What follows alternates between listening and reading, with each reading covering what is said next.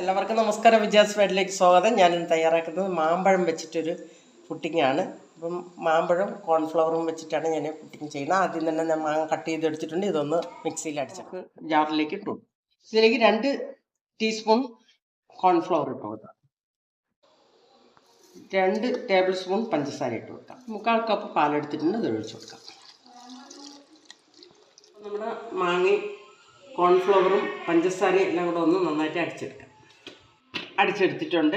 നമുക്ക് തയ്യാറാക്കാനുള്ളൊരു പാത്രം എടുത്തിട്ടുണ്ട്. അതിലേക്ക് നമുക്ക് ഒഴിച്ചു കൊടുക്കാം. അതിലേക്ക് അല്പം വെള്ളം കൂടെ ഒഴിച്ചു കൊടുക്കാം.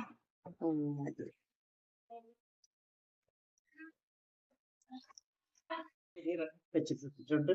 നമുക്ക് കൈവിടാതെ ഒന്ന് ഇളക്കി കൊടുക്കാം.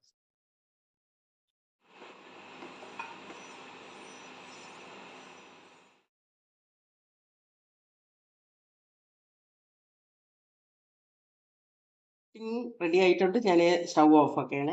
നമുക്കൊരു പാത്രത്തിലോട്ട് മാറ്റാം. ഇതൊന്ന് ഫ്രീസറിലോട്ട് വെച്ച് കൊടുക്കാം. അപ്പം നമ്മുടെ ഇന്നത്തെ മാമ്പഴം പുഡിങ് റെഡി ആയിട്ടുണ്ട്. നമുക്കൊരു പ്ലേറ്റിലോട്ട് മാറ്റാം. നമ്മുടെ മാമ്പഴം പുഡിങ് ഇവിടെ റെഡി ആയിട്ടുണ്ട്.